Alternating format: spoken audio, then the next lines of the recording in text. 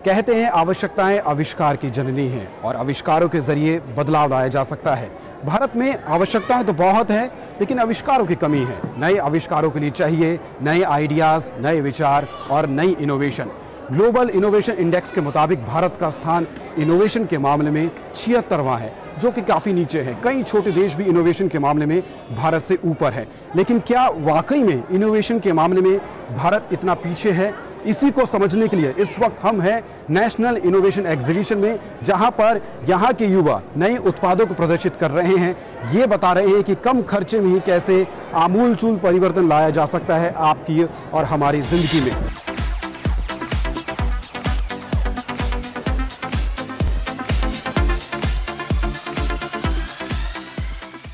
आप सोच रहे होंगे इतनी भीड़ भाड़ वाली जगह पर मुझे आरामदायक सीट कहां से मिल गई, तो इसका राज मैं आपके सामने खोलता हूं।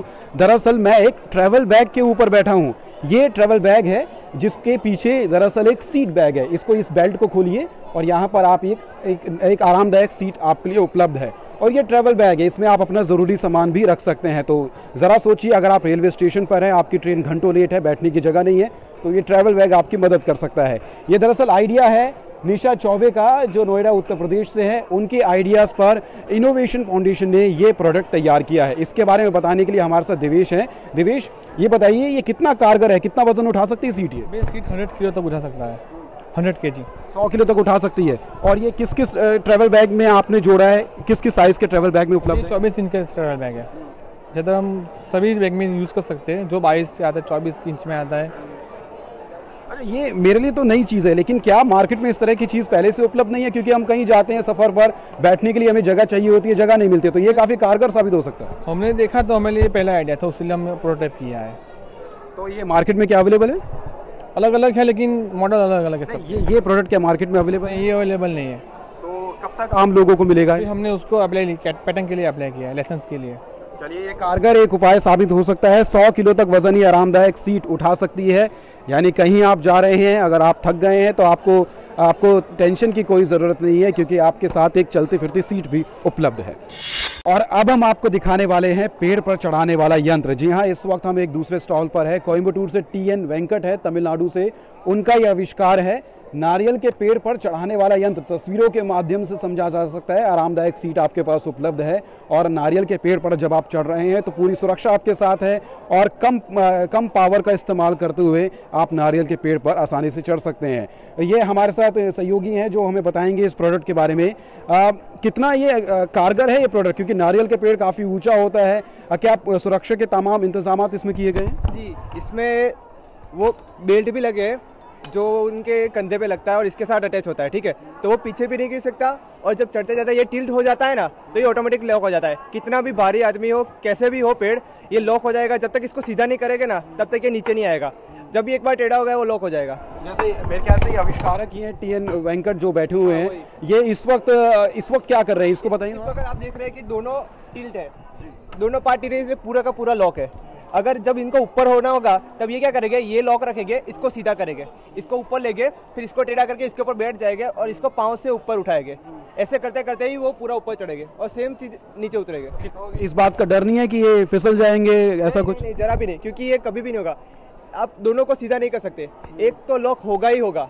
आप चाके भी दोनों सीधा नहीं कर सकते, इसके स्लिप होने का कोई भी चांस नहीं। आप चाके भी नहीं गिर सकते इसमें। और अभी तक हमने देखा है एक रस्से के सहारे या रबड़ के सहारे ऊपर नारियल के पेड़ पर चढ़ा जाता है, तो उसमें ताकत का भी काफी इस्तेमाल होता है। इसमें क्या ताकत का कम इस्तेमाल होगा? नहीं, ताकत को आपको लगना ही पड़ेगा, पर जो मेन चीज़ है वो सेफ्टी है। उसमें आप कहीं टूट जाए या फिर फिसल जाए हाथ में से और हाथ में छाले पड़ जाए, वो सब चीज़ें नहीं। और सेफ्टी तो मेन चीज़ तो सेफ्टी है। भारत में कई शहरों में बिना हेलमेट के दुपहिया वाहन चलाना मना है, लेकिन फिर भी कई लोग हैं जो चाबी उठाते हैं, हेलमेट नहीं उठाते हैं, दुपहिया वाहन शुरू करते हैं और सड़क पर पहुंच जाते हैं। ऐसे में क्या हो अगर एक ऐसा हेलमेट तैयार किया जाए जिसके बिना आपकी मोटरसाइकिल या स्कूटर शुरू ही ना हो? जी हाँ, ऐसे ही एक आविष्कार हम आपको दिखाने वाले हैं। ये एक ऐसा हेलमेट है जिसमें एक सेंसर लगा हुआ है जो मोटरसाइकिल के इस सेंसर के साथ कनेक्ट है।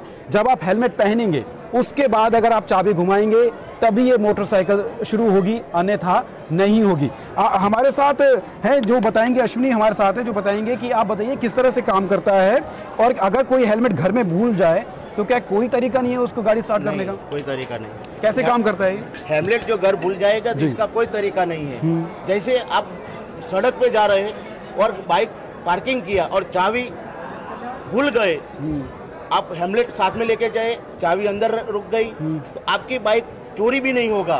तो हेमलेट है नहीं तो इसको स्टार्ट भी नहीं होगा। स्टार्ट भी नहीं हो सकता। नहीं, अगर हेलमेट मैं घर पे भूल गया और घर मेरा पास ही में है, क्या कोई निश्चित दूरी भी है? अगर ये 3-4 मीटर के अंदर हेलमेट है तब भी क्या सेंसर उसको पकड़ लेगा, स्टार्ट हो जाएगा? इसको नहीं पकड़ेगा, साथ में ही रखना पड़ेगा। अब घर पे भूल गए तो घर से वापस जाके लेके आने के पड़ेगा, तब गाड़ी चालू होगी। एक्चुअली तो ये अगर क्या हो, अगर हेलमेट चोरी हो जाए फिर क्या होगा? हेमलेट चोरी हो जाएगा तो दूसरा सेंसर लगा देंगे। इसमें सेंसर ही लगाया है।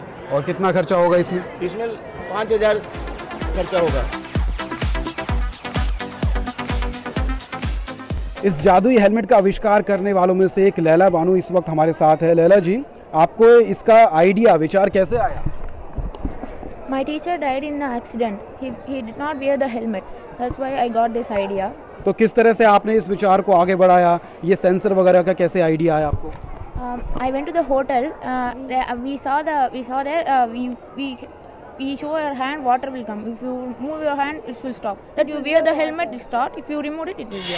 तो काफ़ी सिंपल विचार था, काफ़ी आसान सा विचार था। आप होटलों में या कई अच्छी जगहों पर ऐसे नल देखते हैं जिनके आगे जब आप हाथ करते हैं तभी पानी आता है, तो वहाँ से इस विचार का सृजन हुआ। हमारे साथ कई लोग हैं जो इस हेलमेट को देख रहे हैं। भाई साहब, आप मोटरसाइकिल चलाते हैं? यस। तो ये हेलमेट जो है, ये क्या पहनना पसंद करेंगे, सेंसर वाला हेलमेट? यस, करना जरूर करना पड़ेगा। ये हेलमेट तो बहुत जरूरी है, ऐसे गाड़ी भी चोरी नहीं होने के, इससे तो गाड़ी भी चोरी नहीं होगी, आपकी सुरक्षा, बिना हेलमेट की गाड़ी स्टार्ट नहीं होगी। सुरक्षा भी साथ में हेलमेट की बहुत जरूरी है, ऐसा हेलमेट होने के लिए। इस वक्त यहाँ पर जो आप ढेर सारे बच्चों को देख रहे हैं, दरअसल ये अपने आसपास होने वाली जो समस्याएं हैं उसका निजात अपने ही तरीके से निकालने की कोशिश कर रहे हैं। जो समस्या है उनका निजात वो ड्राइंग के जरिए निकालने की कोशिश कर रहे हैं। हमारे साथ 9 साल की अलिशवा है जो एक ऐसी समस्या का समाधान हमारे लेकर सामने आई है जिसका समाधान कई ऑटोमोबाइल कंपनियां भी अपने वाहनों में लगाना चाहेंगी। अलिशवा, क्या है ये ड्राइंग्स, इसके बारे में बताइए हमें। ये एक उन लोगों के लिए है जो अपने पैर फ्रैक्चर है और उनके पैर में प्रॉब्लम है। तो ऐसा है कि जो लोग जो एक्सीलेटर नहीं कर सकते और स्टीयरिंग नहीं संभाल सकते, ब्रेक नहीं मार सकते, ब्रेक और एक्सीलेटर जो पैरों में होते हैं जिसका वो इस्तेमाल नहीं कर सकते, तो ऐसा कुछ है कि वो अपने हाथ से ही सब कुछ करे। कि हमने ये जो मतलब वो है हैंडल है इसमें, तो इसी में स्टीयरिंग है, उसमें ज्वाइन कर दिया है, ब्रेक का भी और तेज गाड़ी चलाने का भी कर दिया, एक्सीलेटर ज्वाइन कर दिया। तो ये है। अपने आसपास हम इस तरह का प्लास्टिक का कचरा बहुत देखते हैं। ये वैसे बहुत हल्के होते हैं लेकिन कूड़ेदान में जगह बहुत घेरते हैं। तो इसका उचित निपटारा कैसे हो, इसका एक आइडिया दिया है अहमद रजा ने, जिनकी उम्र महज 9 साल है लेकिन इनका आइडिया नायाब है। अहमद, आप बताएंगे ये किस तरह से इस प्लास्टिक कचरे का निपटारा किया जा सकता है, जगह कम से कम घेरे?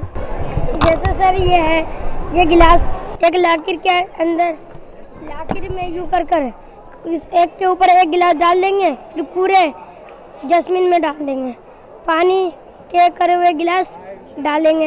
यानी यहाँ पर आपने एक बीच में एक लकड़ी लगाई है। Yes sir. और आइडिया ये है कि इसमें यहाँ पे छेद करके प्लास्टिक की ग्लास इसके ऊपर ऐसे ऐसे डालते रहेंगे। यस। और इसके आसपास हम दूसरा कूड़ा डाल सकते हैं। Yes sir. इसमें ये भी डाल सकते हैं, जैसे बिस्किट का थैली हो या किसी का भी थैली हो, इसमें डाल सकते हैं आप। इसी के ये देख लो, यहाँ लकड़ी लिखे हुए, ये लकड़ी के बारे में आप देखते हैं। तो ये एक ऐसा मॉडल है जिसमें डस्टबिन के अंदर की तस्वीर है। जरा इसको कल्पना में अपने डालिए कि एक प्लेन लकड़ी है, लकड़ी के ऊपर एक एक करके इन्होंने प्लास्टिक के ग्लास रखे हैं और जो अगल बगल में जो जगह बचेगी वहाँ पर दूसरा कूड़ा डाला जा सकता है। और पारंपरिक कैटल को गैस कैटल में तब्दील किया है जम्मू कश्मीर से आई शाजिया जान। शाजिया समझते हैं, शाजिया आपने पारंपरिक कैटल जो कोयले से चलती है उसको गैस से तब्दील किया है, गैस से चलने वाली कैटल में किस तरह से किया आपने तब्दीली? जहाँ हम ये पारंपरिक केटल में कोयला डालते थे वहाँ मैंने इसको गैस बर्नर फिट किया। इसके बीच में गैस बर्नर फिट है और साइड में चाय बनती है, इसके साइड में चाय बनती है। और जो ऊपर एक्स्ट्रा हीट आती है उसके ऊपर कुछ फुलके वगैरह भी बना सकते हैं। और इसमें चाय बड़ी जल्दी बनती है, 5 या 6 मिनट लगते हैं। तो आपने यहाँ पर बर्नर इसको लगाया है, बाकी सब कुछ वैसा ही है, तब्दीली इसमें यहाँ पर किया है। इसको मॉडिफिकेशन की गैस बर्नर से, इसको गैस से कनेक्ट की, पूरी तरह से सेफ है। इसको ऑन ऑफ करने का क्या तरीका है? बस यहाँ से ऑन करें, फिर यहाँ से ऑन करें और यहाँ से जलाएं। नई इनोवेशन को समझते समझते इस वक्त हम आ चुके हैं कर्नाटक के गिरीश बद्रगोंद के पास। इन्होंने एक खास बोरवेल स्कैनर इजाद किया है। क्या है ये स्कैनर, कैसे काम करता है, आइए जानते हैं। गिरीश, आप बताइए, देखने में तो ये सिर्फ ये कैमरे जैसा लग रहा है जिसके आगे कुछ लाइट्स लगी हैं, लेकिन ये काम कैसे करता है? बोरवेल को स्कैन करके क्या क्या बताता है आपको? ये बोरवेल्स के फार्मर से नहीं समझता है अंडरग्राउंड वाटर का, ये स्टैग्नेंट वाटर और रेगुलर सोर्स वाटर। ये फार्मर्स का बहुत इन्वेस्टमेंट है, पंप सेट का, एक इलेक्ट्रिसिटी का, एवरीथिंग इज इन्वेस्टमेंट है। ये पंप सेट इन्वेस्टमेंट का बिफोर ये स्कैन करके बाद ये रिपोर्ट जनरेट आता है, ये स्टैग्नेंट वाटर और regular source water. Stagnant water का ये है फार्मर का वाटर, ये बाकायदा एक रिपोर्ट भी आपको जनरेट करके देगा कि अंदर इसने क्या क्या पाया है। आपने यहाँ पर डेमो के लिए एक मॉडल तैयार किया है, क्या आप हमें करके बताएंगे कि ये किस तरह से काम करता है? और यहाँ पे मेरे कैमरा पर्सन आपको दिखाएंगे, इन्होंने एक छोटे से लैपटॉप पे, एक कंप्यूटर स्क्रीन पे आप देख सकते हैं इस जो कैमरे का आउटपुट है, जो कैमरा देख रहा है उसको दिखा रहे हैं। तो ये इस मॉडल में जा रहा है ये स्कैनर, और ये धीरे धीरे बताएगा कि क्या कर रहा है। आप साथ के साथ मुझे बताएंगे कि इस वक्त क्या चल रहा है। ये बोरवेल में डेप्थ हो रहा है, ये डेप्थ का एक केसिंग का एंड पॉइंट होता है। ये फार्मर का नहीं समझता कितना फीट केसिंग है, लूज सॉइल है, and silt observation and water pressure and water flow, rock observation. हम देख रहे हैं पानी के पास जा रहे हैं, तो क्या ये अंडर द वाटर पानी के अंदर भी जा सकता है? ये पानी का अंदर भी जा सकता है। ये वाटर का लेवल का सजेस्ट करता है फार्मर से। ये वाटर इनसाइड का होता है कैमरा। ये वाटर इनसाइड में सभी डिफरेंट रॉक है, सभी डिफरेंट का फ्रैक्चर है। ये एक्चुअली फ्रैक्चर का डायरेक्शंस भी दिखाते हैं ये लैपटॉप में। अभी तक तो काफ़ी इंटरेस्टिंग है, लेकिन हमने देखा जैसे ये 1 मीटर से थोड़ी सी कम ही गहराई है इसकी, लेकिन ये एक्चुअल में कितना गहरा जा सकता है? क्या इसकी एक लिमिट भी है कुछ? ये 1000 फीट के चल सकता स्कैनर। तो इसने पाया है यहाँ पर, अब इसकी रिपोर्ट कैसे जनरेट करेगा कि ये क्या हमें बताएंगे आप? ये पहली बार फार्मर का name and contact address and everything and this water structure is stagnant water and flow water and depth and soil type, temperature. अच्छा, मिट्टी किस तरह की अंदर ये भी पता चल जाएगा स्कैनर के जरिए? या लूज सॉइल का ये चेक कर सकता है। दूर दराज के गांवों में स्वास्थ्य की सेवाओं को और बेहतर बनाना, खासकर गर्भवती महिलाओं की देखभाल को और बेहतर बनाना, ये सरकार के सामने चुनौती है। और इस वक्त हमें शांतनु पाठक के पास और उनकी टीम के पास, जिन्होंने माता की देखभाल के लिए सचल गर्भावस्था देखभाल यानी मोबाइल प्रेगनेंसी केयर, ये एक डिवाइस इजाद किया है। शांतनु इस वक्त हमारे साथ है, उनसे समझते हैं ये डिवाइस कैसे काम करता है। शांतनु, दूर दराज में रहने वाली गर्भवती महिलाओं के लिए ये डिवाइस आपका कैसे काम आ सकता है? जैसे आपको पता होगा कि हर 10 मिनट में एक महिला मृत्युमुखी पड़ती है जो बचाई जा सकती है, प्रेगनेंसी का कॉम्प्लिकेशंस बचाया जा सकता है। तो हमारा प्रयास ये है कि हम एट डोर मतलब उनके घर तक ऐसी सर्विस प्रोवाइड कर सके, जिसकी वजह से जो आशा वर्कर्स या आंगनवाड़ी सेविका है वो भी ये मोबाइल का और ये सिस्टम का यूज़ करके उनके घर पे सारी टेस्ट प्रोवाइड कर सके और वो सारी इन्फॉर्मेशन डॉक्टर को पहुंचा सके। हम यहाँ पर कुछ मोबाइल डिवाइस देख सकते हैं, कुछ इक्विपमेंट भी देख सकते हैं। ये आशा वर्कर के पास रहेंगे और ये किसी पेशेंट के पास जाएंगे और वो इसमें अपना डेटा फीड करेंगे, जो भी उनके रिपोर्ट्स है, और सीधे किसी डॉक्टर से कनेक्ट हो जाएंगे। जी, अभी ये फीटल हार्ट रेट है, मतलब बच्चे का हार्ट साउंड होता है, तो ये सारी चीज़ें रिकॉर्ड हो जाती है और जब मुझे सेंड करनी है मैं इन्फॉर्मेशन सेंड कर सकता हूँ। और जैसे मैं डॉक्टर हूँ तो मैं ये सब इन्फॉर्मेशन डायग्नोसिस फॉर्म में जाके उनके लॉग में देख सकता हूँ और डॉक्टर जो है दूसरे एंड पे ये सारी साउंड सुन सकते हैं। तकनीकी तौर पर देखा जाए तो 2000 महिलाओं के पीछे एक डॉक्टर अवेलेबल है और ऐसे सिचुएशन में इतनी सारी महिलाओं को कंट्रोल करना या इतनी सारी महिलाओं को मॉनिटरिंग करना बहुत डिफिकल्ट हो जाता है। तो इसलिए हम लोगों ने प्रायोरिटाइज करने के लिए और एक सिस्टम बनाई है जिसको हम लोग हाई रिस्क प्रेगनेंसी आइडेंटिफिकेशन बोलते हैं।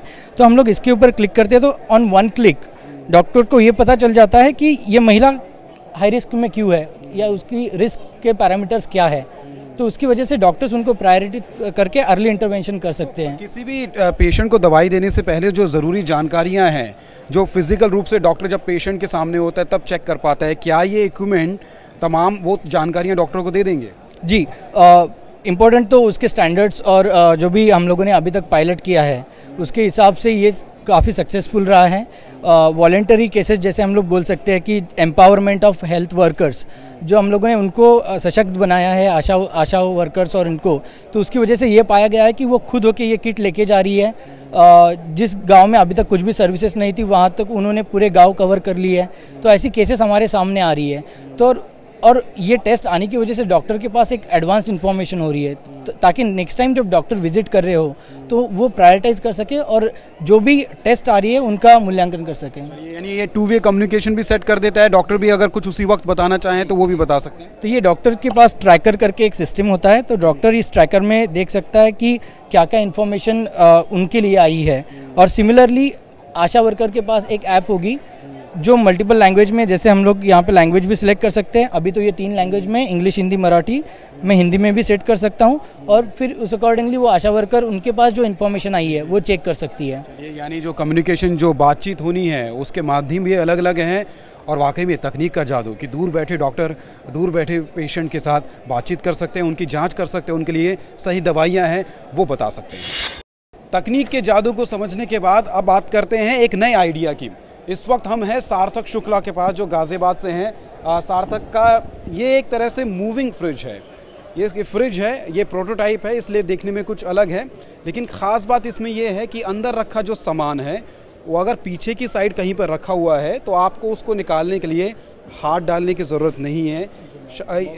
सार्थक का आइडिया ये है कि इसमें आप एक बटन दबाइए और ये ट्रे घूमेगी जिससे पीछे रखा बैंगन आपके आगे यहाँ पर आ जाएगा। सार्थक, ये प्रोटोटाइप है, कैसे काम करता है? हर लेयर के लिए अलग बटन है क्या?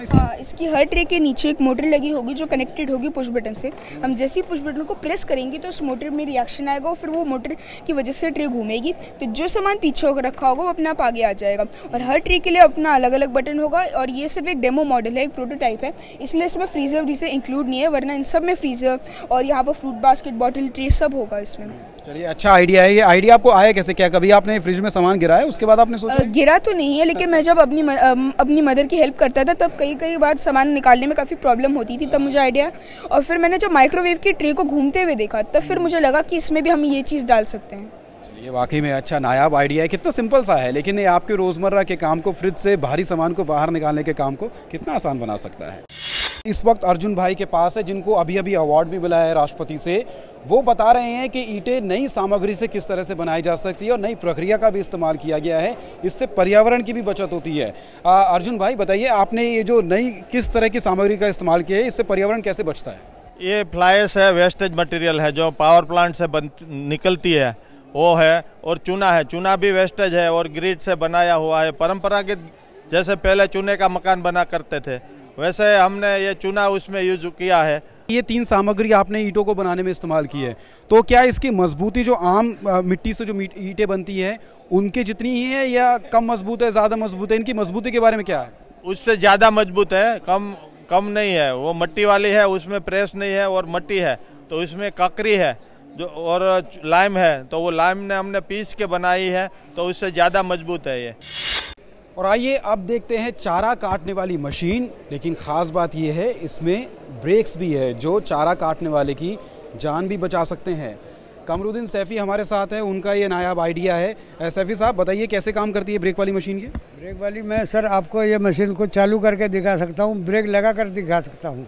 और इसके ब्रेक लगाने से फ़ायदा क्या होगा? ये कितना सुरक्षा कैसे प्रदान करती है? ये सुरक्षा ऐसे प्रदान करती है जी, हाथ आ जाने से इसको तुरंत रोका जा सकता है। हाथ अगर रोकने का सिस्टम नहीं होगा तो इसमें पूरे आदमी को ख़त्म कर देगी, हाथ वाथ सब काट देगी। हमें बताइए क्या कर रहे हैं आप इस वक्त? अब हम चारा काट रहे हैं सर, और मशीन चालू है।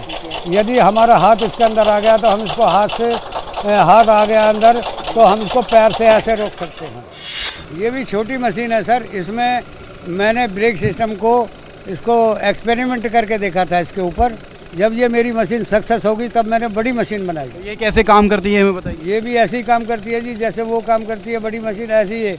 इससे मान लो चारा काट लेते हैं, अगर हाथ फंसने पर कोई परेशानी हो तो इसको तुरंत रोका जा सकता है। जादुई तकनीक को समझते समझते हम पहुंच चुके हैं डॉक्टर रोहन और पीयूष के पास, और इस वक्त मेरे पास में एक छड़ी है जो किसी जादुई छड़ी से कम नहीं है। दृष्टिबाधित लोगों के लिए काफ़ी कारगर ये छड़ी साबित हो सकती है। डॉक्टर रोहन, अगर आप हमें बताएं ये कैसे काम करती है।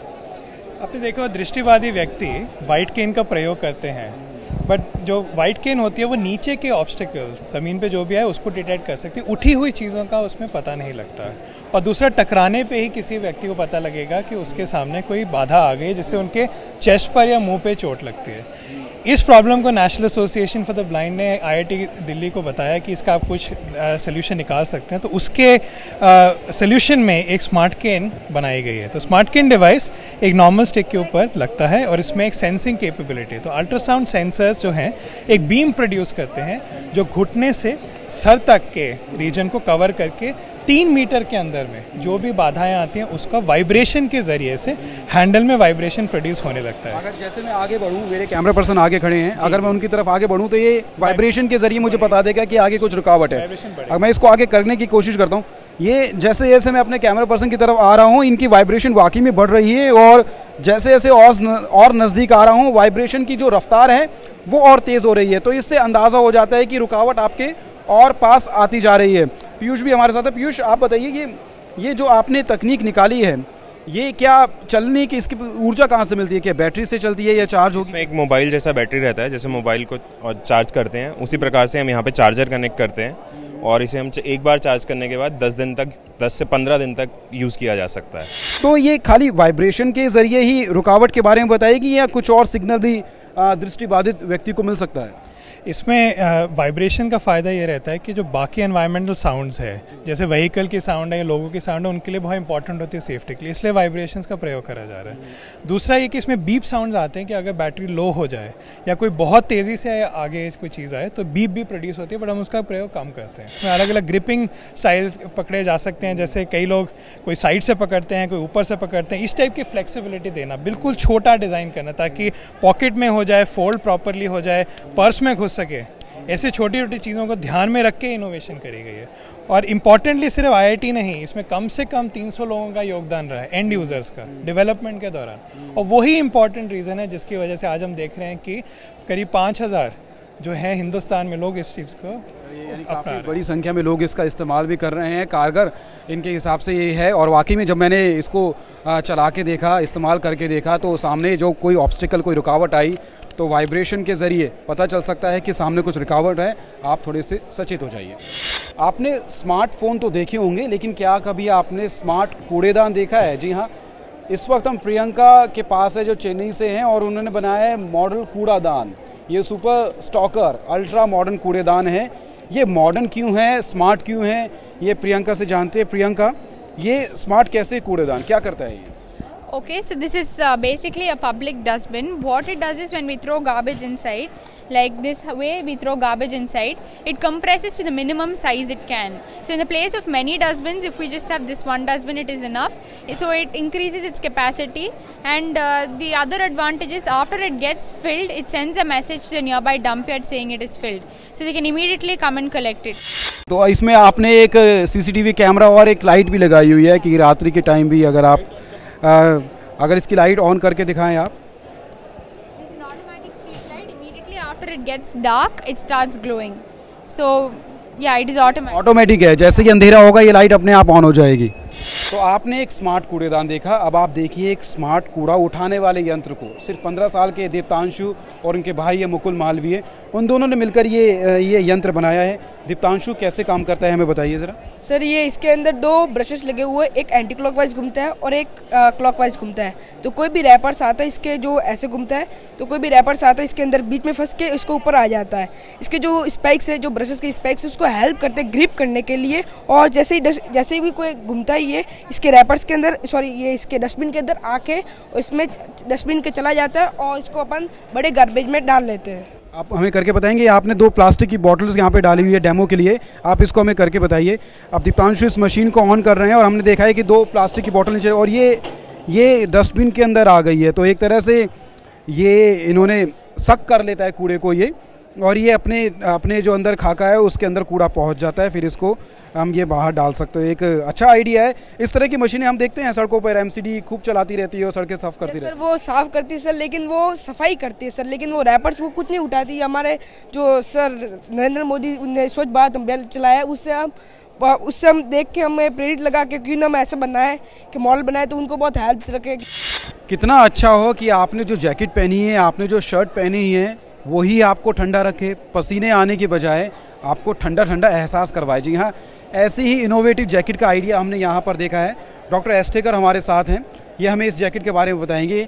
ये एक ऐसी जैकेट है जिसके अंदर ठंडे पानी का प्रवाह हो रहा है, जिसकी वजह से ये जैकेट अंदर से आपको ठंडक का एहसास देती है। इसको मैं जैसे टच करके महसूस करने की कोशिश कर रहा हूँ, तो वाकई में हाथ इसके अंदर डालो तो अंदर से काफ़ी ठंडी है और ये बदन को गर्मी से राहत दिलवा सकती है। डॉक्टर एस्टेकर, आप बताइए ये जैकेट कितनी कारगर है? ये बहुत ही कारगर है जैकेट। इसको हमने इंडस्ट्रियल में, जैसे आयरन फाउंड्री के जो वर्कर है या समर मंथ में कंस्ट्रक्शन वर्कर के ऊपर इसका टेस्टिंग हमने किया है, और उनको ये बहुत ही फायदे कारक और आरामदायक महसूस। कैसे काम करते हैं इसके अंदर? जो मैं ठंडक महसूस कर सकता हूँ, ये ऐसा लग रहा है जैसे जैकेट गीली हो, लेकिन ये गीली नहीं है। तो ये ठंडक कैसे है? ठंडी कैसे है? इसमें एक पीछे आइस कंटेनर होता है जो यहाँ पे है, आप देख सकते हैं। ये आइस कंटेनर होता है, इसके अंदर आइस डाला जाता है। सामान्य आइस जो अपने घरों में भी मिलता है, वो क्यूब डाल के इसमें थोड़ा सा पानी 100 ml डाल के, इसमें एक बैटरी ऑपरेटेड सिस्टम है, एक मोटर पंप लगा है जो कैसे ऐसी बैटरी है जो आप पहले दिखा। हाँ जी, ये लिथियम आयन रिचार्जेबल बैटरी है।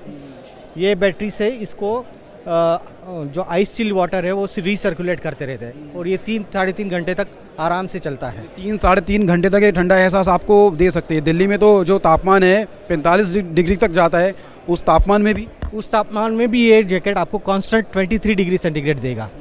बाहर का जैकेट को हम देख सकते हैं काफ़ी हल्की है, लेकिन इसके पीछे जो बैकपैक है, जो ये बस्ता सा हमें लेके जाना होगा, इसका वजन कितना होगा? इसका वजन कम से कम 2 किलो के आसपास होता है। ये कंस्ट्रक्शन साइट है तो, और ये थर्मल कैमरा से हमने जो इमेजेस लिए, इसके पिक्चर्स आप देख सकते हो।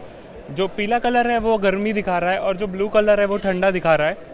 तो आउटसाइड टेम्परेचर अगर आप देखो तो 46 के करीब है, और जैकेट पहनने के बाद उनका जो बॉडी टेम्परेचर है हमको 26.5 के करीब मिल रहा है। तो एक चलती फिरती कुर्सी वाला ट्रैवल बैग हो, या सेंसर वाला हेलमेट हो, घूमने वाला फ्रिज हो, या एक 15 साल के लड़के द्वारा बनाया गया कूड़ा उठाने वाली मशीन हो, एक स्मार्ट कूड़ेदान हो, और या चारा काटने वाली ऐसी मशीन हो जिसमें एक इमरजेंसी ब्रेक्स भी हो, तो यहाँ कई ऐसे इनोवेशन हमें देखने को मिली जिसको यहाँ पर आने वाले आम लोग बड़ी ही उत्सुकता के साथ देख रहे हैं। नेशनल इनोवेशन एग्जीबिशन में ऐसे कई उत्पाद प्रदर्शित किए गए हैं जिसके बारे में आम लोगों का मानना है कि इसको असल ज़िंदगी में वाकई में इस्तेमाल किया जा सकता है, अगर उसको और परिष्कृत किया जाए, उसके मॉडल को और सुधारा जाए। तो इनोवेशन के मामले में चाहे भारत का रैंक नीचा हो, लेकिन आने वाला भविष्य ज़रूर काफ़ी इनोवेटिव है, ज़रूर काफ़ी उज्ज्वल है।